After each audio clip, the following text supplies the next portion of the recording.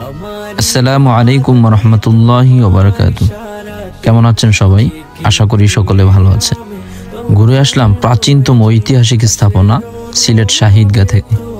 বাংলাদেশের প্রাচীনতম ঐতিহাসিক স্থাপনার মধ্যে সিলেট শাহিদগাহ অন্যতম। নিপুণ কারুকার্যময় শাহিদগাহটি 1700 সালের দিকে মুঘল ফৌজদার ফরহাদ খান নির্মাণ করেন। 22টি সিঁড়ি মারিয়ে 15টি গম্বুজ সজ্জিত শাহিদগাহের মূল চত্বরে প্রবেশ করতে হয়। সীমানা প্রাচীরের ঘেরা ঈদগাহের চারদিকে ছোট বড় 10টি গেট রয়েছে। এই ঈদগাহে প্রায় 1.5 লাখ মুসল্লি একত্রে ঈদের নামাজ আদায় করতে পারেন। শাহিদগাহের উত্তর দিকে একটি মসজিদ আছে, যা শাহিদগাহ মসজিদ নামে পরিচিত। আর মসজিদের পাশে সুউচ্চ টিলার উপর রয়েছে বন কর্মকর্তার বাংলো। ঈদগাহের সামনে অবস্থিত বিশাল পুকুরে মুসল্লিরা অজু করে থাকেন।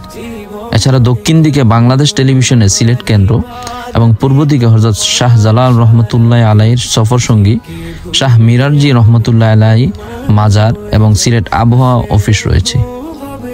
বর্তমানে শাহিদগাহ বিভিন্ন ঐতিহাসিক ঘটনা প্রবাহের সাক্ষী হিসাবে আবির্ভূত হয়েছে। 1782 খ্রিস্টাব্দে এই শাহিদগাহে সৈয়দ মোহাম্মদ হাদি ও সৈয়দ মোহাম্মদ মেহেদি দুই ভাইয়ের নেতৃত্বে ইংরেজ বিরোধী অভ্যুত্থানের সূচনা হয়। এছাড়াও এখানে মহাত্মা গান্ধী, হোসেন শহীদ সোহরাওয়ার্দী, শেরে বাংলা আবুল কাশেম ফজলুল হকের সহ অনেক জাতীয় ও আন্তর্জাতিক নেতাদের আগমন ঘটেছে। কারণ অতীতে সিলেটে সকল ধরনের বড় জনসমাবেশের জন্য শাহিদগাহকে বেছে নেওয়া হতো।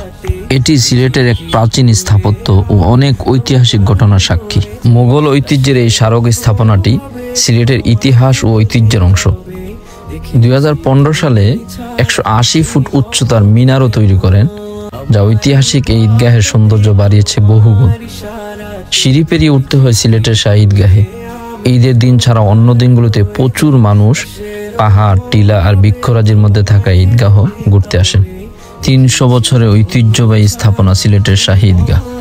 এই ঈদগাহের সঙ্গে জড়িয়ে রয়েছে ব্রিটিশ বিরোধী আন্দোলনের গৌরবগাথা ইতিহাস। 1772 সালে ব্রিটিশদের বিরুদ্ধে প্রথম বিদ্রোহের সূচনা হয় এখানে। সুতরাং সময় করে আপনিও ঘুরে আসতে পারেন ঐতিহ্যবাহী সিলেটের শাহিদগাহ থেকে। ভালো থাকবেন, সুস্থ থাকবেন।